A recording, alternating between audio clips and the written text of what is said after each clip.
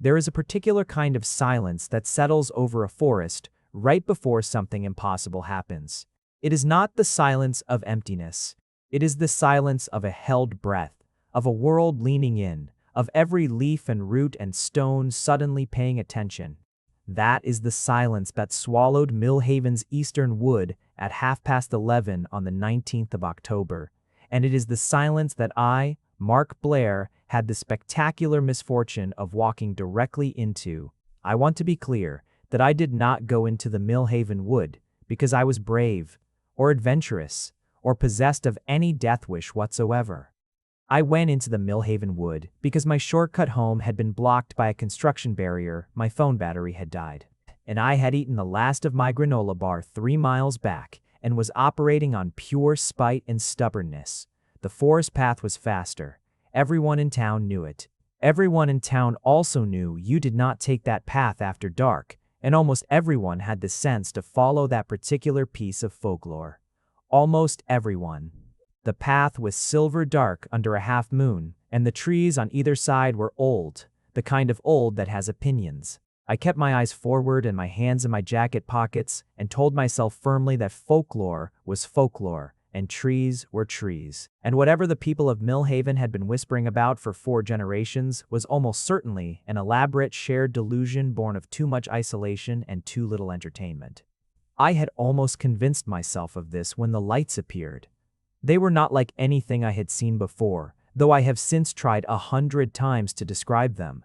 They moved like fireflies but were not fireflies. They glowed silver green and drifted between the branches in formations that seemed almost deliberate, almost geometric, as though they were mapping something or marking something and this thought arrived with a cold and unwelcome certainty, surrounding something. Surrounding me. I stopped walking. The lights stopped moving. The silence pressed in on all sides thick as wool, and I became very aware of my own heartbeat, which was conducting itself with considerably more urgency than the situation perhaps warranted. Or perhaps exactly as much urgency as it warranted, I was not in a position to judge. Then something stepped out of the trees. He was tall. That was the first thing, and for a moment it was the only thing my mind could process, the sheer vertical fact of him, tall and pale in the moonlight, and wearing something that I could not quite resolve into modern clothing. Something that looked more like layers of dark forest material, bark cloth, and shadow silk, and the memory of leaves. His hair was dark and fell to his jaw, and his eyes were the precise color of deep water where light does not reach, and he was looking at me with an expression I could not read. Actually, that is not entirely accurate. I could read it. I simply could not believe what I was reading. He looked curious, not predatory, not triumphant, not like a creature who had just caught his prey. Like a scholar who had just turned a page and found something unexpected written there. He looked at me for a long moment, his head tilting slightly to one side. "You do not smell afraid," he said. His voice was low and layered, the way water over stone has layers, and I felt it in my sternum before I processed it in my ears. I considered this observation. I ran a quick internal inventory. My heart was racing. My palms were damp. My mouth was doing the thing where it forgot the mechanics of saliva production. I was, by any objective measure, extremely afraid. "That's not entirely true," I told him. "I'm quite afraid. I'm just also very annoyed, and annoyance tends to override presentation." The silence held for 1 breath, 2 breaths, 3. Then he laughed. It was not the laugh I expected from a creature of moonlit forests and silver lights and impossible silence. It was genuine and surprised, and it broke over his face like something he was not entirely prepared for, like a wave that arrived earlier than the tide charts promised. "Humans," he said, as though he were reading the title of a book he had underestimated, "are very strange." "Fae," I replied, because whatever he was, the word had arrived in my mind with the certainty of a key finding a lock, "are very dramatic." He looked at me for another long moment. The lights drifted in slow spirals. The forest held its breath. "Come with me," he said. "No thank you," I told him. "I have work in the morning." He took me anyway. I want to be absolutely clear that I did not go willingly, and also in the spirit of honesty that has always gotten me into more trouble than it has ever gotten me out of. That the taking was not violent or frightening in the way I would have expected. One moment, I was standing on the forest path with my hands in my pockets and my dignity wrapped around me like a second-hand coat. And the next moment, the lights folded around me like a closing fist, and the world restructured itself entirely. There was a pull, like gravity reconsidering its commitments. There was a sound like every bell that had ever rung deciding to ring simultaneously and then deciding collectively that silence was more appropriate. There was a sensation of movement that was not quite movement, of traveling without traversing distance, of going somewhere that was not separated from where I had been by any ordinary road. And then I was somewhere else. The somewhere else was breathtaking in a way that irritated me, because I had committed to being difficult about this entire situation, and it is very hard to be difficult when your surroundings are cooperating against you. It was a hall, but calling it a hall was the way calling the ocean a puddle technically satisfied the definition. The ceiling vaulted so high that clouds formed beneath it, small personal clouds that drifted through the upper air. The walls were made of living wood, braided and woven and sculpted into arches and colonnades, and between them grew flowers that I had no names for in any language I spoke. Flowers that glowed from inside and shifted color like moods. The floor was stone, but the stone was warm and had a grain like wood. And when I put my foot down, it felt, absurdly, like it was glad to have something standing on it. There were others in the hall. Fae, I assumed, people-shaped, but carrying the same quality of impossible beauty as the one who had taken me, as though someone had looked at the concept of a person and decided that subtlety was an unnecessary constraint. They watched me with expressions ranging from boredom to curiosity to something that might have been recognition, though of what I could not imagine. The one who had taken me, the tall one with the deep water eyes, stood beside me and watched my face as I took it all in. "Well," he said. "It's lovely," I agreed. "I'd like to go home now." His jaw did something complicated. "You have not been here an hour. I've seen enough to form an opinion. My apartment has good light, a reasonable sofa, and a cat who will be confused about dinner." "Your apartment," he said, very carefully, "will exist when you return. Will I return?" A pause.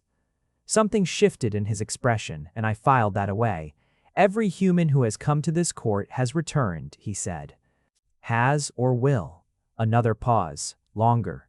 "Has," he said finally, and the single word cost him something. I could hear it, like a coin dropped into a well, irretrievable.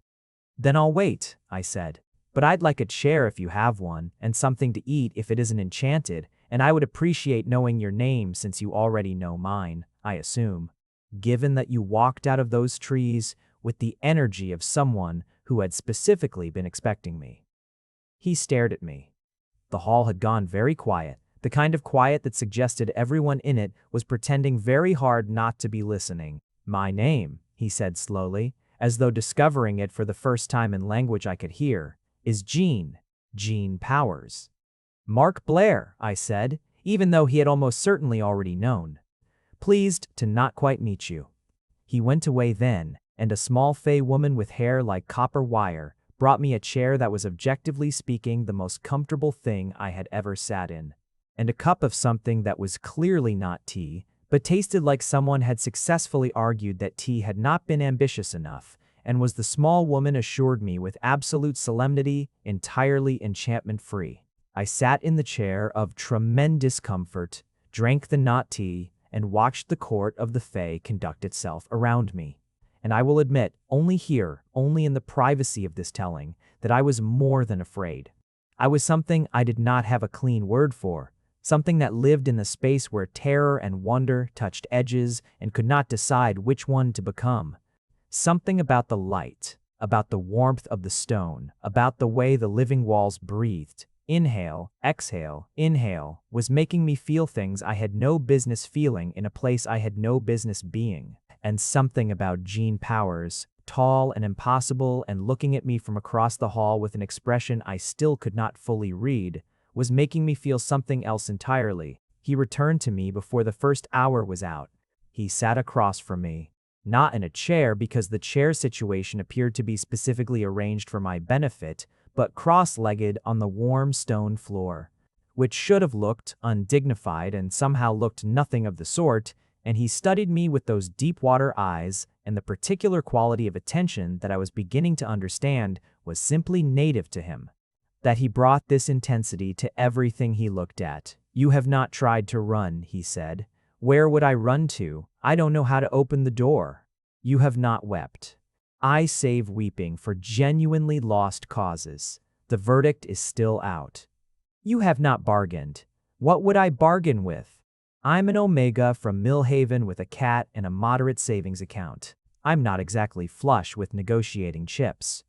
Something moved through his expression at the word Omega, something that he reined in very quickly, but not, I noticed before I saw it. Fae, I was beginning to understand, were used to humans who did not notice things. I have always been inconveniently observant. "You know what you are," he said. "Secondary gender designation, mostly considered unremarkable in modern society, occasionally useful for medical forms," I said. "Yes, I know what I am." "Here," he said, and his voice had changed subtly, carrying something older and more careful. "It is not unremarkable. Here, a lot of things seem to be different." He nodded.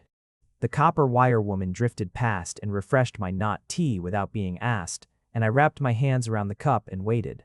Because there are conversations that need time to find their feet, and I had nowhere to be except exactly where I was. "Omegas have a particular value to the Fae courts," Jean said finally. "A particular resonance. The old agreements, the ones that predate written law, speak of an Omega's presence as a kind of anchor, a weight that balances certain energies that have a tendency to become unstable." "You're calling me ballast," I said. "I'm calling you," he said carefully, "necessary." I looked at him over the rim of my cup.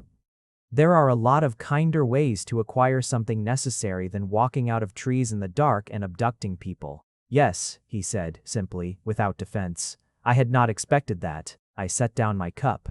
"Then why?" I asked. "Didn't you try one of them?" He was quiet for a long moment. One of the lights, the silver-green ones from the forest, had followed us inside and now drifted between us like a shy mediator. "Because," he said at last, "every human the court has called before you, every Omega, every sensitive, every person whose resonance aligned with what this place needed. I returned them. I brought them here, and I felt what this place required, and I thought one more time, one more. And then I would find a way to make the balance hold without borrowing from anyone who had not chosen to lend. But the instability worsens, has worsened. For 3 years now, since the old accord frayed, it has worsened, and everyone I have called and returned has been a small remedy that lasted less and less time." He paused. "You are the 17th. You've done this 17 times, 16 times before you.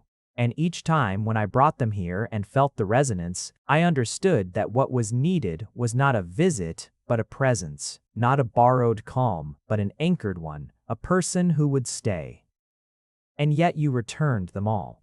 "I could not ask that," he said, and the words had weight to them, actual weight, as though they fell rather than floated. "To take someone's life from them and call it necessary.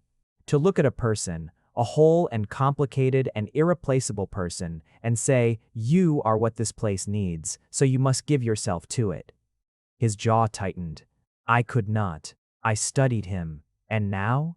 "And now," he said, "I walked out of those trees with no intention of asking you to stay. I walked out of those trees because the instability has reached a point where even a few hours of the right resonance would help, and I thought, one more time, and I would return you by morning. But you told me that every human who has come here has returned."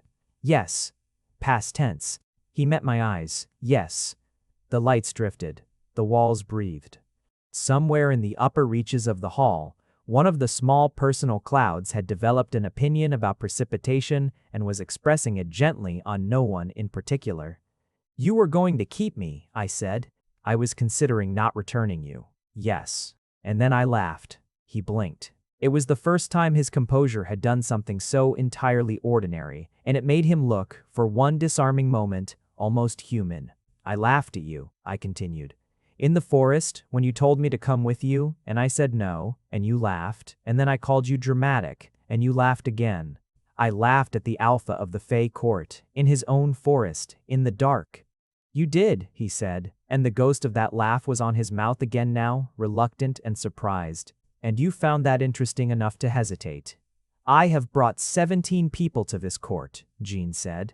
Not one of them laughed. They were afraid, or awed, or calculating. They were what I expected humans to be in the presence of something they could not explain. You were, he paused, searching. Annoyed, I supplied. You were yourself, he said, and that, somehow, was the most surprising thing he had said since he walked out of the trees. He did not ask me to stay that night, or the next, or the one after that.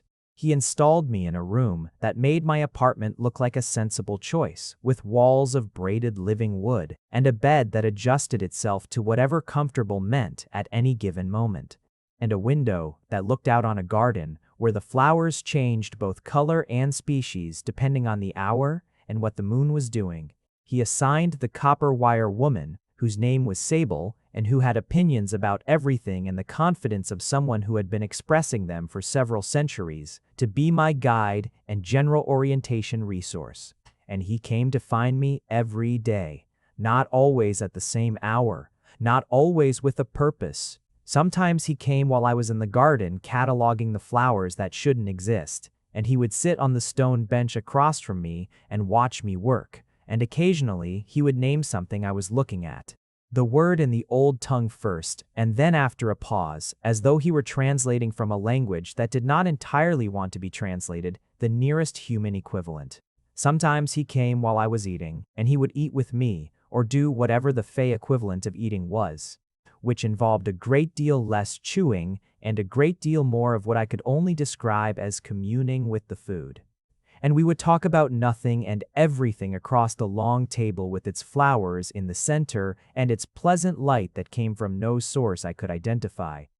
Sometimes he came while I was simply sitting and thinking, because I had always been someone who needed time for that particular activity. And he would sit nearby and not speak and not make me feel as though the silence required filling, and that more than anything else was what began to loosen something in my chest that I had been keeping carefully knotted. Why do you keep coming? I asked him on the fourth day, when he arrived in the library, which was a room I had discovered entirely by accident and immediately claimed as spiritual territory. The library was enormous in the way that the hall was enormous, ceilinged by sky and walled by shelves that curved away into perspectives my eyes kept sliding off.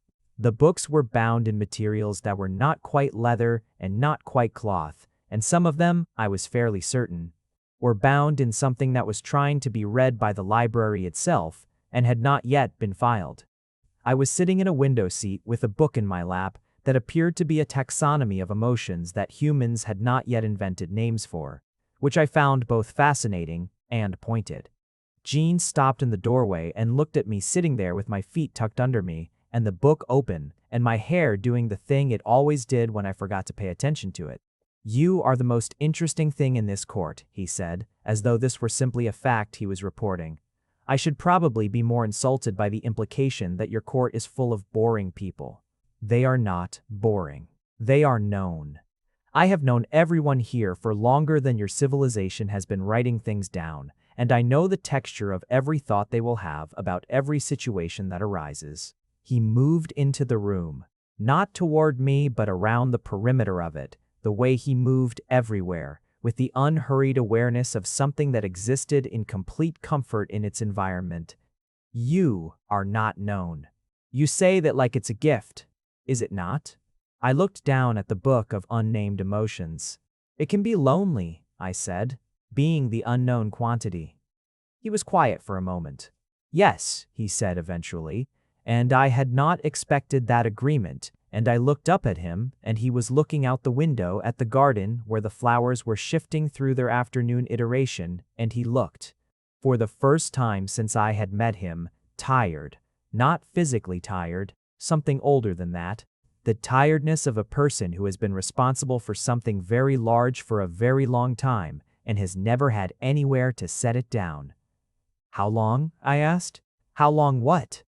Have you been the Alpha here? Holding all this together? He turned from the window. The look on his face was complicated and quiet, and it made my chest do something uncomfortable. Since before your grandfather's grandfather was born, he said, I thought about that. That must be, I said carefully, extremely heavy. The look on his face shifted into something I could not name, which was perhaps appropriate given the book in my lap. Yes, he said quietly, it is. On the seventh day, the instability made itself visible to me. I had been in the garden when it happened. The flowers had been doing their mid-morning color shift, which I had grown fond of watching, when the light changed.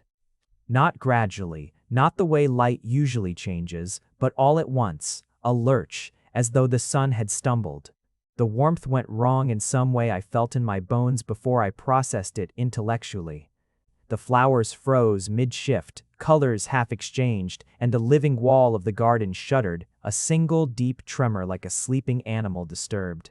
Then, everything went back to normal. Sable appeared at my elbow very quickly, which told me she had been watching for exactly this. What was that? I asked. An instability, she said, with the precise neutrality of someone carefully not saying more. I understood that much. What kind? She was quiet for a moment, clearly weighing things. The accord that holds this court in balance, that maintains the boundary between this realm and yours, requires a certain kind of energy, a resonant energy. Lord Powers has been supplementing what the court produces naturally by drawing on his own reserves for 3 years. She paused. He cannot continue to do so indefinitely. What happens if he can't supplement it? Another pause, longer. The boundary becomes unstable. Things pass through that should not. Things are lost that cannot be recovered. She looked at me steadily. And Lord Powers is depleted to the point where he can no longer govern or protect or maintain what he has maintained for longer than this country has existed. I stared at the half-changed flowers, still frozen in their interrupted shift. He needs an anchor, I said. He needs an omega whose resonance aligns with the specific frequency of this court. Sable's voice was very careful. He has searched for 17 years. The first time he found alignment was with the human we brought here 9 years ago. She was close, but not precise. The second time was me. The alignment was exact, she said. The moment you stepped into the court, the instability retreated by a degree we have not seen in years. I sat down on the garden bench. The flowers began moving again, finishing their shift with a small stumbling catch, like a song that had paused and picked up its thread. He still hasn't asked me to stay, I said. No, said Sable, he won't. Because he can't stand the idea of asking someone to give up their life. Because, she said, and there was something in her voice that was very old and very careful, he cannot stand the idea of asking you. I looked at her. She looked back at me with her copper wire hair and her centuries of patience and her absolute refusal to say the last 3% of what she clearly knew. Sable, I said. What is the nature of an anchor relationship in the Fae court? She was quiet for a very long time. It is a bond, she said finally. Not unlike the human concept of a mate bond, though older and more thorough. The omega resonates with the court, and the alpha resonates with the omega, and the three form a closed system, a stable one. She paused. It is permanent. It cannot be undone without. She stopped. Without? Without the dissolution of the bond itself, which requires both parties to consent, and which results in the withdrawal of the resonance and a return of the instability, and also, as a secondary consequence, causes the alpha to experience the absence of the bond as a wound that does not close. I sat with that for a moment. It would hurt him, I said, if I agreed and then changed my mind. Yes, more than not bonding at all, significantly, and he knows this. He has known it since the first time he called an omega here and chose to return them rather than risk it. I looked at the garden. The flowers had completed their shift and were now doing something I had not seen before, turning their faces toward me with a deliberate and entirely impossible unanimity. "Bring me to him," I said. I found Jean in a place I had not been shown, a room at the top of the court's tallest tower, open on all four sides to an air that was not quite wind and a sky that held colors human skies do not typically attempt. He was standing at the eastern opening, his hands braced on the stone, and he looked like what he was, something ancient carrying something enormous and carrying it alone. He heard me on the stairs, I think, because he spoke before I had fully entered the room. "You spoke to Sable." "I asked questions," she answered them. I came to stand beside him, not quite touching, and looked out at the impossible sky. "You should have told me. I should not have brought you here at all. And yet. He turned slightly to look at me, and the exhaustion I had glimpsed in the library was closer to the surface now, less carefully managed. "I am sorry, Marc. For the taking. For the deception by omission. For—" "Stop apologizing for things that aren't done yet," I said. "Save it for if you actually do something worth apologizing for. Right now, you've taken me on a very strange vacation and fed me excellent not tea and given me access to a library that contains books about feelings that haven't been invented yet. And I have some opinions about the taking, but none of them are the opinions you're preparing to suffer for." He stared at me. "You are the most annoying, confusing, unreasonably composed, unprecedented," he said quietly. "I want to know," I told him, turning to face him properly, "what you actually want. Not what you think you should want, not what the court needs, not what the accord requires. What Gene Powers, Alpha, ancient and tired and apparently determined to carry the entire weight of interdimensional stability on his own back indefinitely, actually wants." The wind that was not quite wind moved through the room. He looked at me for a long time, and I watched 17 layers of caution and responsibility and old loneliness negotiate with each other in his expression. "I want," he said, very slowly, "for you not to have been brought here against your will. That's a wish about the past. I'm asking about the present." "In the present." He stopped, started again. "In the present, I want you to stay. Not for the court, not for the accord. I want—" He stopped again, and this time it seemed to cost him more. "I want to keep finding you in my library. I want to learn what you think is worth laughing at. I want to know what the rest of those unnamed emotions in that book mean to you, because I suspect you have experienced most of them and have simply been waiting for the vocabulary." He looked away, back at the sky. "I want things I have no right to want from someone I took from their life without asking." "I have a cat," I said. He blinked. "What?" "My cat. Her name is Obstacle. She needs feeding, and she gets worried, and I cannot simply vanish from her life. That's a non-negotiable."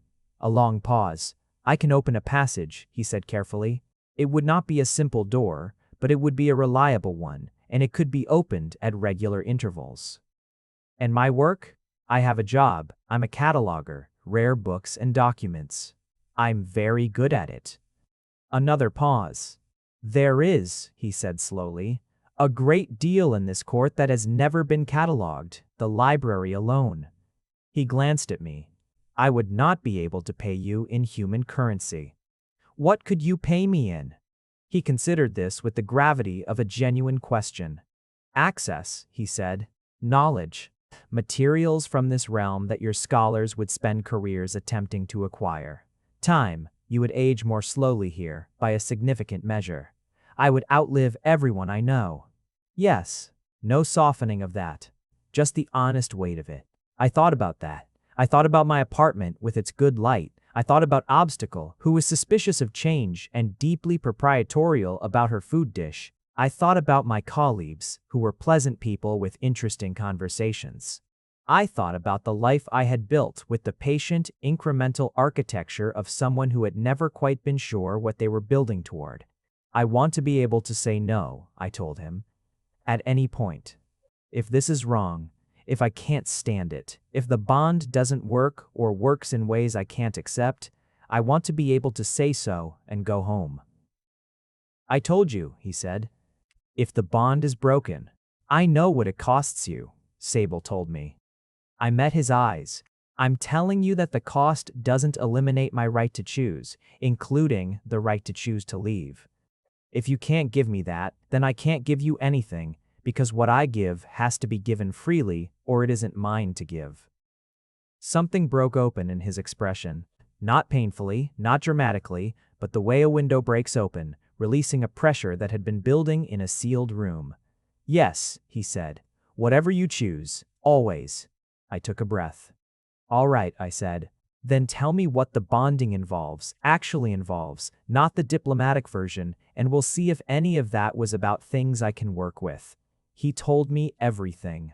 We sat on the stone floor of the tower room for the rest of that day while the sky changed color through its afternoon palette, and he told me about the bond with the same careful precision he brought to every other thing I had observed him doing. Nothing omitted, nothing softened, no detail left out because he thought I might find it inconvenient. He told me what it would feel like, the resonance settling into the foundation of the court and the connection opening between us. He told me what I might experience, the initial intensity, the gradual deepening, the way an alpha's emotions would become present to me at the edges of my awareness, not intrusive, not overwhelming, but there. The way the hum of a heating system is there once you have noticed it, background and constant and somehow reassuring in its steadiness. He told me that he would know when I was distressed. He told me that I would know when he was. He told me that the old texts described the bond as an anchor metaphor in both directions, that it did not simply anchor him or anchor the court, but that the Omega and the Alpha each became more stable in the other's presence, that what had historically been framed as a service the Omega performed for the court was in the older and more honest tellings, a mutual dependency that those in power had found convenient to describe as one-sided. You have been calling this a sacrifice, I observed. I have been calling it an imposition. The texts call it a partnership. The people I would have been asking it of did not choose it. I might choose it, I said. He was very still.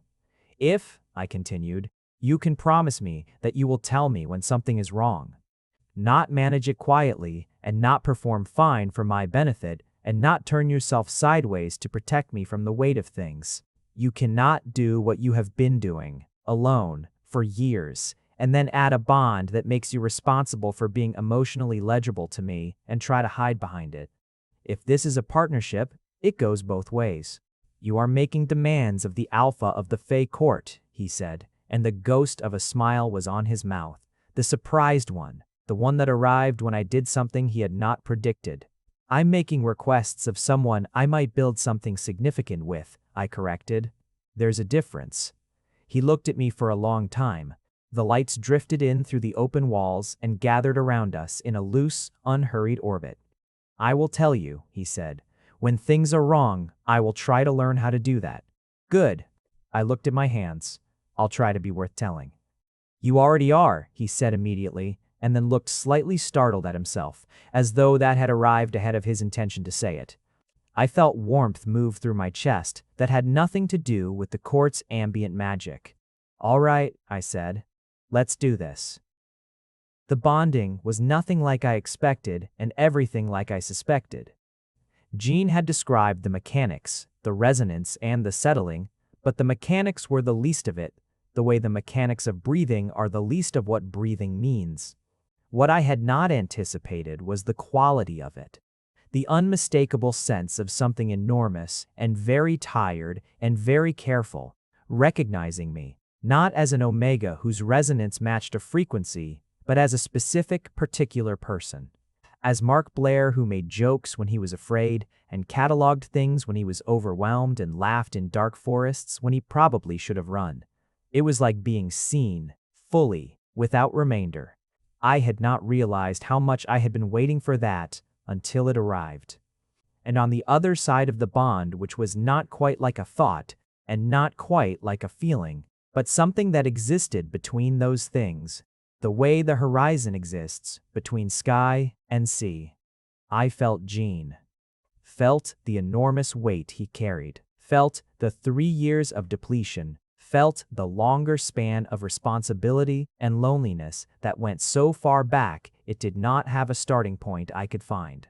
And I felt the moment the bond settled, the moment the court recognized the resonance, the moment the instability pulled back like a tide returning to its proper depth. And I felt what he felt in that moment. Relief so deep, it had its own gravity. Relief and something else, something tangled up with it. Something that was looking at me through the new connection with the same surprise discovery as a man who had expected to find a remedy, and found instead that the word remedy was not the right word at all. I opened my eyes. He was watching me with that expression I had spent 2 weeks learning to read. "Well," I said, because something needed to be said, and it needed to be something true. That was considerably more than I was prepared for. "Yes," he said, and his voice had changed, or I heard it differently now, with a new harmonic underneath it that resonated somewhere below rational thought. "Are you all right?" I asked. The expression on his face did another of those complicated rearrangements. "I am better," he said, "than I have been in a very long time." We were not a simple thing after that. I want to tell this honestly, and honestly means acknowledging that a bond and a relationship are not the same architecture. The bond settled into the court, and the court settled, and the instability retreated to the manageable background hum that apparently characterized its natural state. And all of that happened in the first day and was relatively straightforward compared to what happened next. What happened next was us.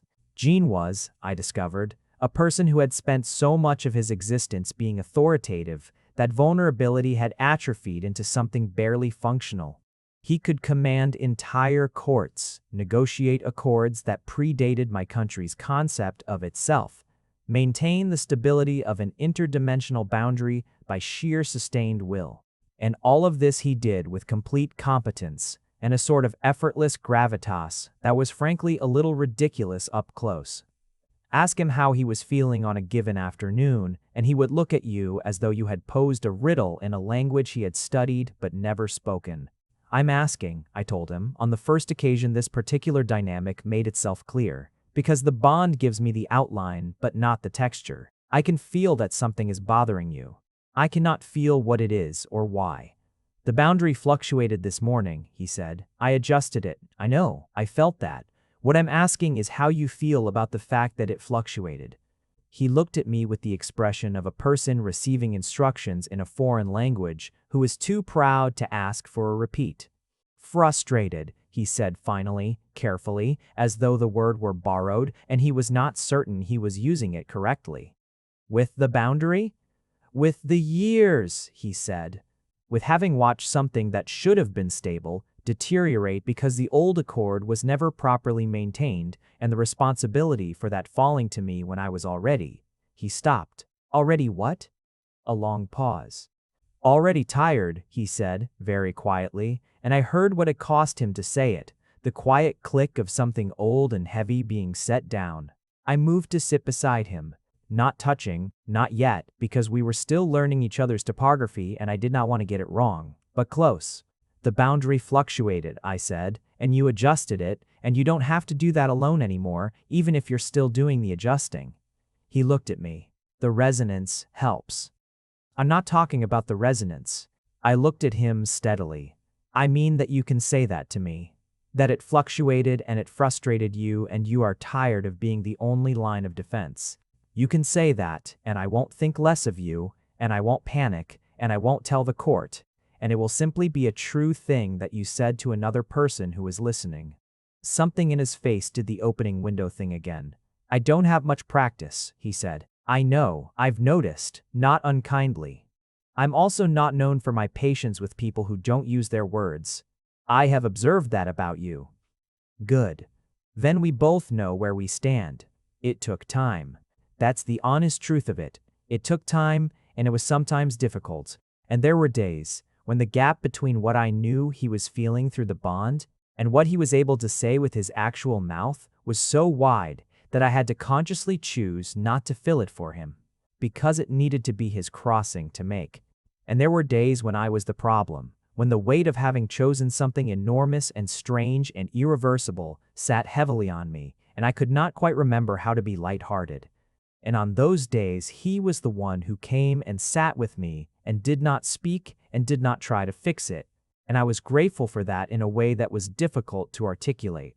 For someone who was learning to use his words, Gene was very good at the spaces between them.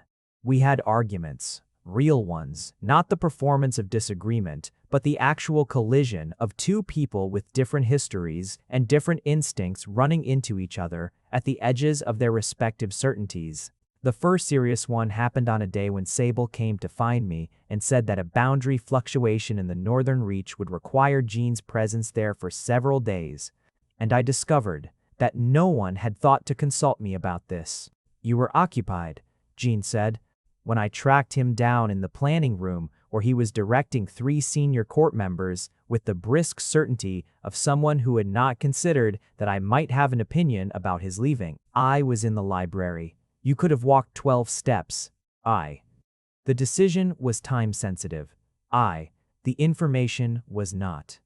He looked at me, and I could feel through the bond the moment he understood what I was actually saying, the echo of what it felt like to be the unknown quantity, the person who was present but not consulted, the one whose life had been rearranged for the purposes of others, and who was now apparently being rearranged again on a smaller scale without notice. "I was not thinking," he said carefully, "about what it might feel like from your perspective." "No," I agreed, "you weren't. I am sorry," he said. And then, because he was learning, not for the decision, the northern boundary does need attention, and I am the one best positioned to provide it. I'm sorry for not telling you, for not making you part of the information, even when you could not change the decision. It was a precise and honest apology, and it arrived on the heels of the fastest period of emotional learning I had ever witnessed in a person. I thought about his 3 years of depletion and his much longer years of solitude, and the fact that he had been making decisions alone for so long that including someone else in them was a reflex he had to build from scratch. "Thank you," I said. "When do you leave?" "This evening." "Then come find me before you do." He did. He found me in the garden where the flowers were conducting their late afternoon color negotiations, and he sat beside me on the stone bench close enough that our shoulders touched. And he was quiet for a moment that was not awkward because we had gotten past awkward somewhere in the second week. "I will be 4 days," he said. "I know. Sable told me after you told me, which is also something we'll discuss at some point. She is more organized than I am. She's been managing your communication deficits for how long?" The ghost of a smile. "Several centuries. I'll send her a fruit basket." He turned his head to look at me. In the evening light, the living walls of the garden were doing their slow exhale, and the flowers were settling into their night iteration, which was blue and silver and much calmer than their day palette. And the light was soft on his face and made him look less ageless and more simply recognizably a person. "I would come back for different reasons now," he said, "than I would have before." I understood what he meant. Before the bond, he had returned here because this was his court and his responsibility and his obligation, the enormous weight he carried because it was his to carry. Now there was also this, the garden, the bench, the shoulder contact, and me. "Good," I said. "I'll be in the library." He left in the evening.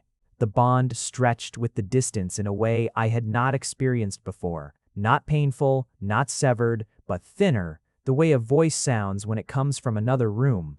I sat in the library with the book of unnamed emotions, and I cataloged the experience with the professional precision I brought to everything that was difficult. And I thought about how 4 days felt different from the time before him, when I had simply been measuring out my life in reasonable increments and calling it contentment. He came back on the 3rd day, a day early, and I was in the garden when I felt through the bond, the particular quality of his presence that meant he was close, the distinctive weight of him that I had by now memorized, and I was standing when he came through the garden gate. He stopped when he saw me standing. The expression on his face was the most complicated and least managed one I had seen from him yet, layers of relief and something that was trying to resolve into a word. "The northern boundary is stabilized," he said. "There were complications. I resolved them, I know, I said. I felt some of it. I thought about what you said, he said, about telling you when things were wrong.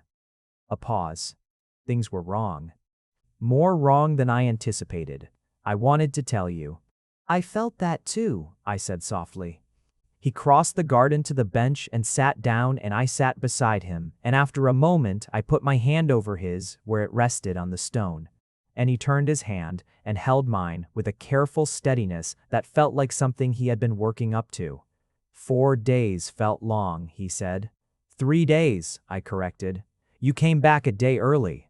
2 days was when it became untenable, he said.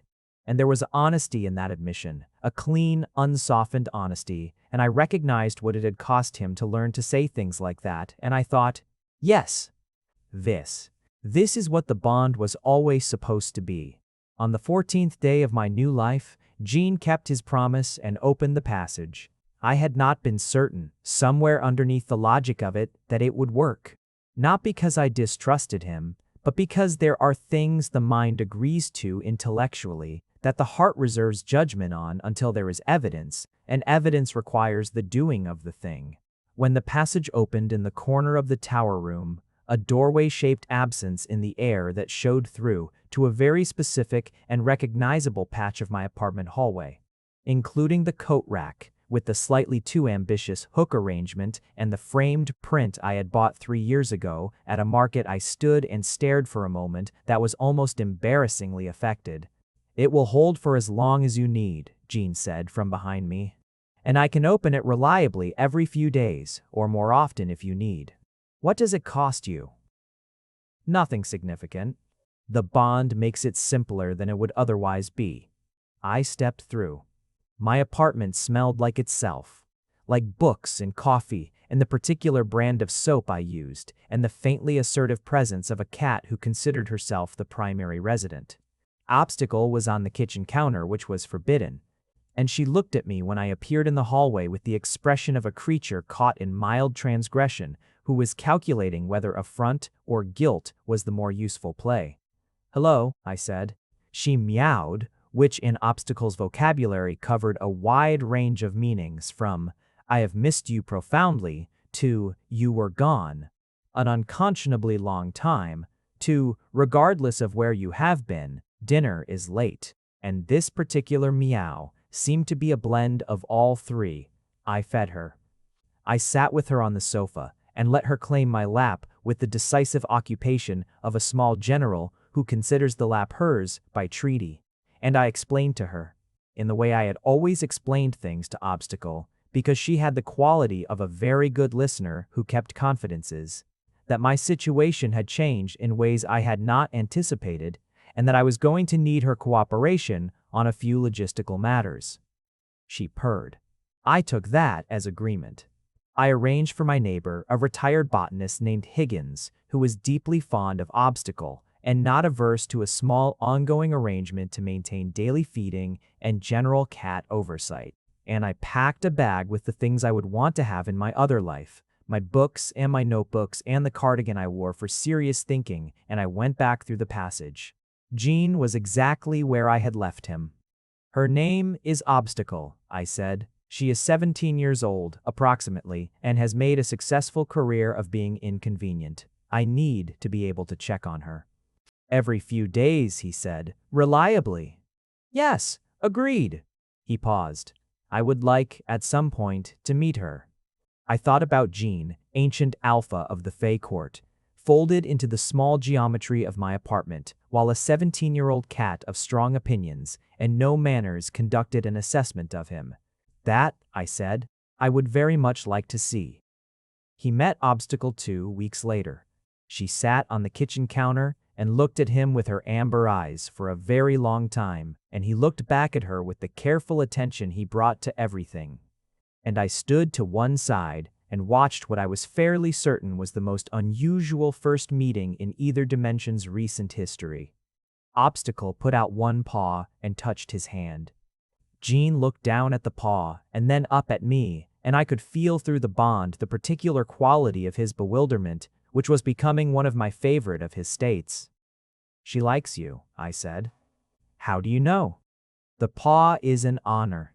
She doesn't touch people she doesn't like. She stares them into leaving and then judges them in absentia. He looked down at Obstacle again. Something in his expression had gone soft in a way that made my chest do the uncomfortable but welcome thing. "Hello," he said to her very gravely. Obstacle meowed. She jumped off the counter and walked to her food dish with the authority of a creature who had determined the social necessities were concluded and practical matters required attention. "She wants dinner," I said. I understood that. I stared at him. "You understood her?" He looked at me with a mild expression. "I am very old," he said. "I understand most things. You can speak cat." I wouldn't characterize it as speaking. It is more that cats and the Fae use the same frequency for certain basic communications. "What did she say?" "I told you, she wants dinner." A pause. "And she said she approves." I looked at Obstacle, who was sitting beside her food dish with the proprietary patience of someone who had already moved on from the matter. "She has excellent taste," I said. "Clearly," said Jean, and the warm, almost smile was on his mouth. The one I was beginning to understand was specifically mine. The months that followed were, in retrospect, the education both of us had needed for entirely different reasons. I learned the court, learned its rhythms and its politics, and its considerable cast of characters who had been carrying their various natures and histories and grudges and loyalties since longer than I had context for. Sable became a genuine friend, which she presented as merely pragmatic and which we both knew was not. I learned the names of the flowers in the garden, the old names and the new ones, and the ones that existed only in the Fae language and could not be translated, only felt. I learned which sections of the library were organized and which were organized according to systems that had been invented and then abandoned by librarians who had long since ceased to be available for consultation. And I began the project of re-cataloguing the latter, which was the most satisfying work of my professional life. I learned Jean. This was the larger education, the one that continued past the point where I felt I should have reached the end of learning and went on, and was clearly going to continue going on indefinitely in the way that learning a person always does, if the person is sufficiently themselves. He was precise, and he was patient, and he was, when something genuinely surprised him, helplessly transparent about it in a way that charmed me every time. He had a sense of humor that revealed itself slowly, like a room in a house that had been kept closed for years. Not out of embarrassment, but out of simply not having had a visitor it felt appropriate to open it for. He cared about things, deeply and quietly, in the way that people who have been responsible for things for a very long time sometimes develop care as a fundamental mode of existing rather than a response to specific stimuli. He cared about the court, clearly. He cared about the boundary and the accord and the individuals in the court with their different needs and histories. He cared, I discovered, about the flowers in the garden which he tended himself on mornings when nothing else required his attention, moving between them with a focused gentleness that I found devastating in the way that unexpected tenderness in a capable person always is. He cared about Obstacle, who returned the bond passage visits as logistical necessities converted into something else. And he cared about me in a way that was also becoming less careful and more present. The way someone who has been holding something very fragile gradually learns the actual weight of it and begins to trust their own grip. The first time he told me, we were in the library, which seemed appropriate. I was on the window seat, he was at the table, we were both reading, and it was one of those comfortable silences that I had stopped being surprised by, but had not stopped being grateful for. Then he set down his book. "I need to tell you something," he said. I looked up. The bond was carrying something that was not alarm, but was adjacent to it, the particular weight of something that needed to be said. "Tell me," I said. "I am aware," he said, slowly and with the care of a person placing something very important in the only precise spot it will fit, "that the bond creates a natural warmth, a natural inclination. I am aware that you know this, and that you are a rigorous enough thinker to have held space for the question of whether what you feel is the bond's native warmth or something that belongs specifically to you and to me and to the particular fact of us. He paused. I have held the same space. And, I said quietly, and I have tried, as I always try, to be honest about the distinction, to not mistake the anchor for the person, to not conflate the resonance with the feeling. He looked at me steadily. What I feel for you is not the bond. The bond is there, and it is good, and I am grateful for it, but it is not this. What I feel for you is something I would feel if the bond did not exist. I am certain of this in the way I am certain of very few things. The library was very quiet. What is it? I asked. What you feel? I love you, he said, simply, without the diplomatic layering or the careful qualification. Just the true thing, plain and irretrievable. I thought about the 7 days it had taken me to stop cataloging my own feelings long enough to simply have them. I thought about the forest path and the dark and the lights, and the moment he laughed that surprised and genuine laugh, and how I had thought even then, even in the middle of being afraid, this is someone who laughs from somewhere real. I know, I said. I've known for a while. He looked at me. And you? I love you, I said, in a way that is also not the bond, and which I have also examined thoroughly and confirmed is specifically about you. Gene Powers, ancient and impossible and terrible at vulnerability and learning anyway, and apparently able to understand cats, and very good at the kind of silence that means someone is actually there. The lights drifted between us. The walls breathed.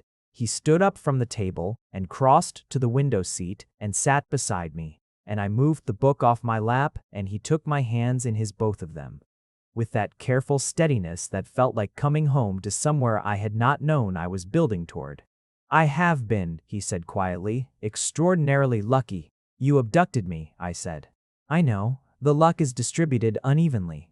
I laughed. He felt it through the bond and smiled. Not the ghost of a smile, but a full one, and it changed his face entirely, the ageless authority falling away to reveal something that was simply and thoroughly happy. If it helps, I said, I forgave you for the abduction approximately 6 minutes after I arrived. What happened at 6 minutes? The not tea? It was really excellent. He laughed too then. We sat in the window seat of the library with its sky ceiling and its impossible books and his hands holding mine, and I felt through the bond the quality of what he was feeling. The specific and enormous relief of being loved by someone who had chosen it with full knowledge of the cost, and I thought, yes, this is what I came here for. Not the accord, not the resonance, not the balance of interdimensional forces. This. The agreement of mornings was not a formal thing. It did not have a ceremony or a document or even a conversation that announced itself as being about this particular arrangement.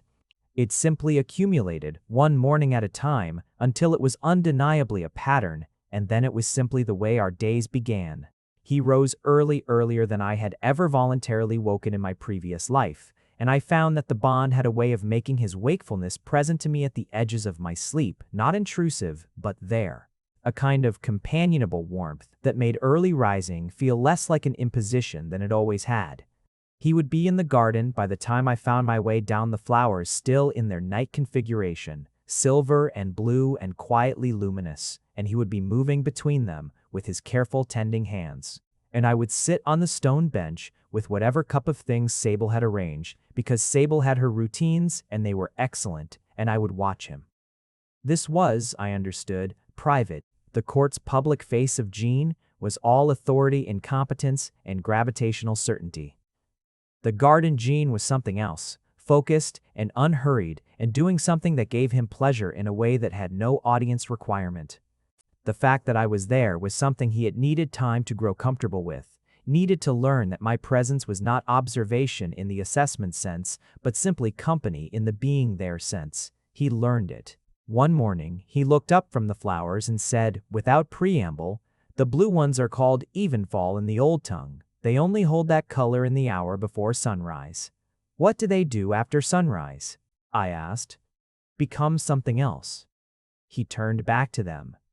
They are very committed to the idea that what they were before the sun came up is not what they have to be afterward. I considered this. That's a very Fae attitude toward personal reinvention. It is a very accurate one. A pause. Things can change what they are, given time and the right conditions. He was not talking about flowers, or not only about flowers. Are you changing? I asked. He was quiet for a moment. Then, I think I am remembering. There are parts of what I am that I had stopped accessing because they had no use in the context of what needed to be done. He did not look at me, but I felt through the bond the attention he was giving these words, the precision he was trying to bring to something imprecise. You make certain things seem usable again. Like what? Pleasure in small things, he said. Willingness to be surprised. The ability to find something funny. He paused. The ability to want things without immediately calculating whether wanting them is justifiable. I sat with that. What do you want? I asked. Right now, this morning. Not the court, not the boundary, not the accord. He looked up at me. This, he said, exactly this, you on that bench. The flowers doing what they do. The morning before anyone else is awake. A pause. Obstacle on that bench beside you, if she were here, which she will be on Thursday when I open the passage. I smiled. You have Thursday marked. I have Thursdays marked, he confirmed. She has become important to the structure of my week. She has that effect. He moved to the bench and sat beside me, and I handed him the second cup, because Sable always sent two, had been sending two since approximately the third week without comment or ceremony, just 2 cups. Because Sable had centuries of reading rooms and knew what they contained. We drank in the silver blue of the Evenfall flowers and watched the first edges of light begin above the court walls. And somewhere in the upper air, one of the small personal clouds was doing something pink that was not strictly meteorological and entirely appreciated, and I thought, I live here now. This is where I live. Not instead of my life, but as my life. The continuation of it into a chapter I had not written and could not have predicted and would not, for anything, trade. Mark, he said. Jean, are you happy? The question arrived without preamble, the way he had learned to ask things that mattered without wrapping them in anything, because I had been clear from early on that I preferred the direct to the diplomatic, and he had taken that seriously in the way he took everything seriously. I thought about it because it deserved thinking about. Because happiness is a thing that gets complicated when you look at it directly. When you hold it up to the light and turn it over and check it from all sides. I thought about the apartment with its good light, which I visited regularly, and which I was slowly introducing to the reality of being a place I came from rather than a place I lived. Not abandoned, but transformed in function. I thought about Obstacle, who had adapted to the Thursday logistics with the pragmatic calm of a cat who had always suspected that the world was larger than most people admitted. I thought about my cataloging work, which was going to take years, and which I found more satisfying than anything I had done before. I thought about the library, the garden, Sable and her copper wire hair, and her centuries of pointed silence on the subject of what she clearly knew. I thought about the bond, warm and present and constant, the background hum of another person who was always, in some sense, there. I thought about Jean and all his complicated ancient particularity learning to say what was wrong, learning to let mornings be simple, laughing in his library at the things I said, holding my hands with that careful steadiness that I had by now entirely memorized. Yes, I said. I'm very happy. He let out a breath. Through the bond, I felt the release of something he had been holding, the anxiety underneath the question, the thing he had been afraid to ask because he was still learning to ask the things he was afraid of. Good, he said quietly, so am I. The Evenfall flowers shifted toward their sunrise transformation, blue giving way to the first washes of amber and rose, and the light came over the walls of the court, and everything became, briefly, gold. 8 months after the night I walked into the forest, I went back to Millhaven. Jean opened the passage to the edge of the eastern wood, not the path itself, but the clearing before it, and I stood in the October afternoon light of my own world with its particular weight and smell and the sound of the highway in the far distance, and the particular way the wind moved through the trees that I had known my entire life. He stood in the passage opening and watched me stand there, and I felt through the bond the particular quality of his presence that meant he was paying attention to all of me at once. Not just what I was doing, but what I was feeling and what I was not saying. "You can come through," I said. "You're allowed." "Am I?" "It's my world. I'm granting you visiting privileges." He stepped through, and the passage closed behind him, a door that was no longer needed for the moment.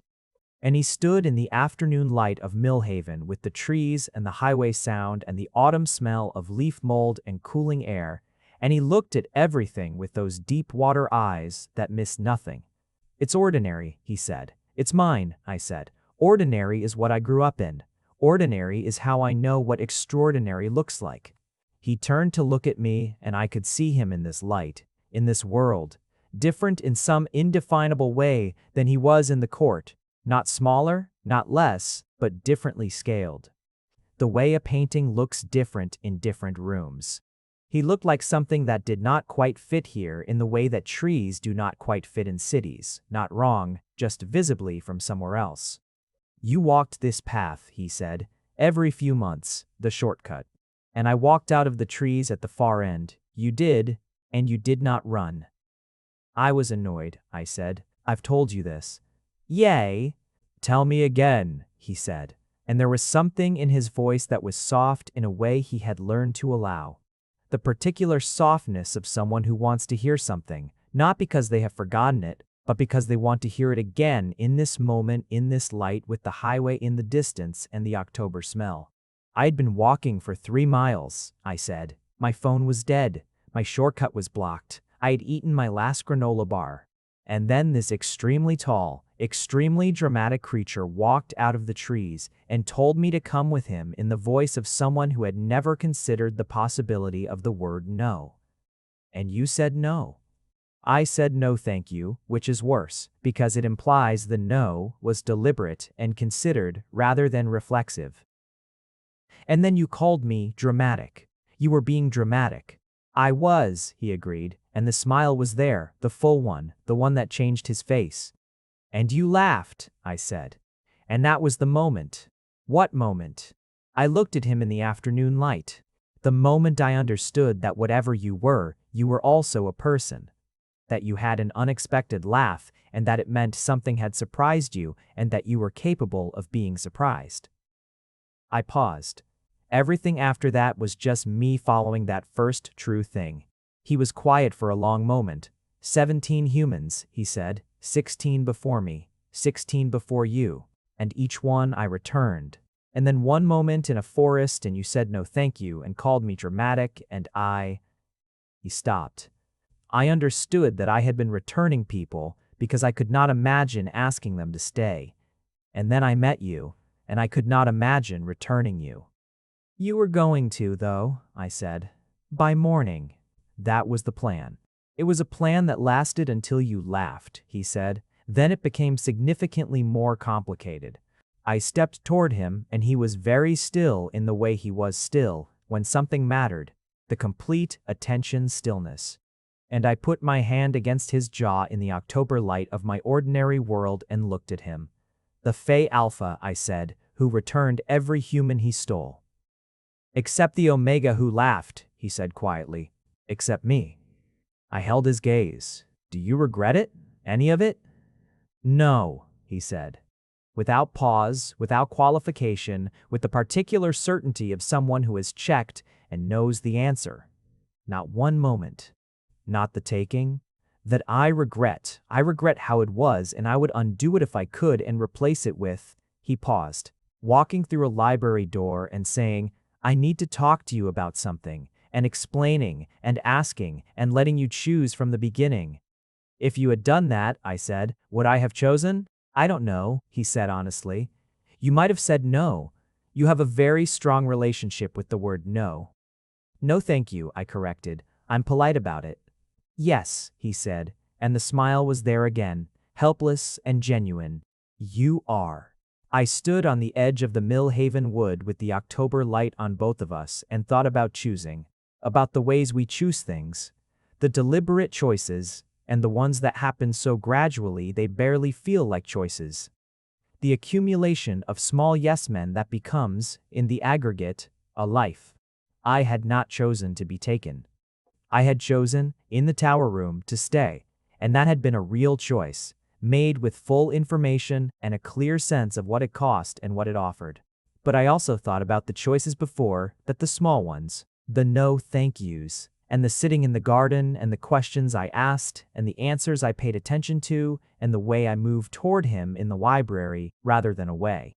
All of those were choices too, made freely, in the clear light of knowing who he was and what this was, and that it was large and strange and permanent.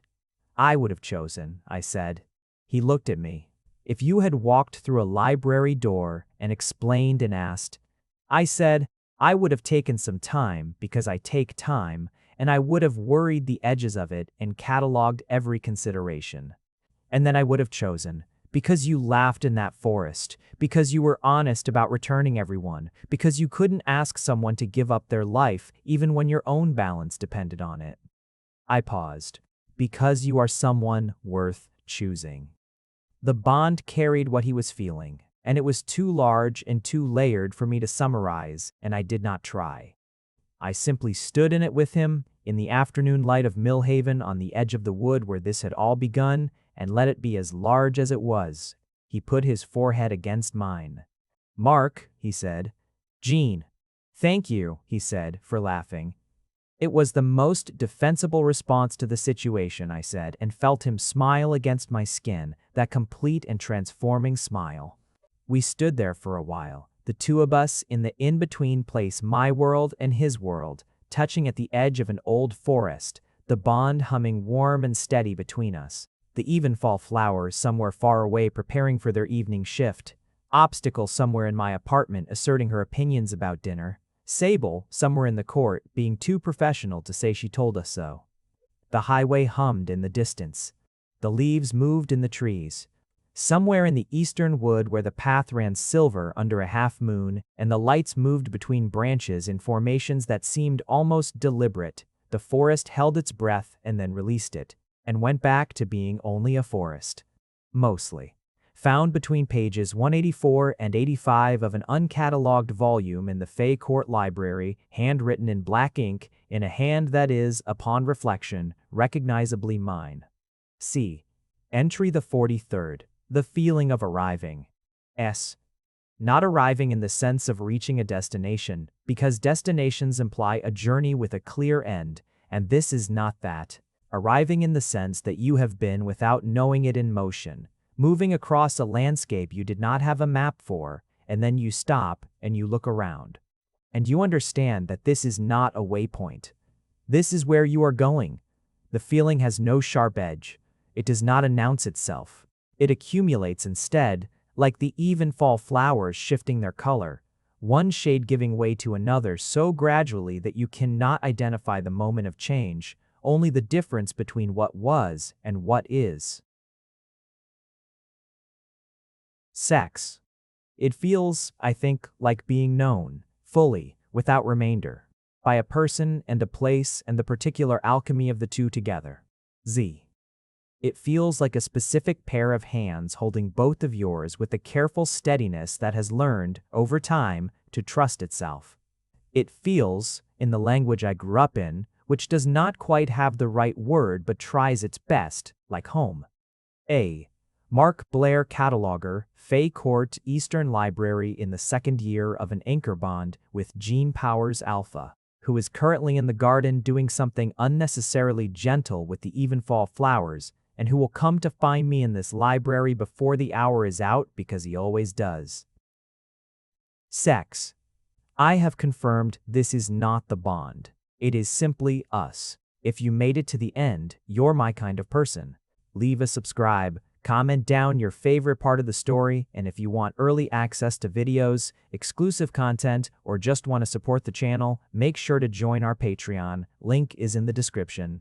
Even one member genuinely means the world to me. See you in the next one.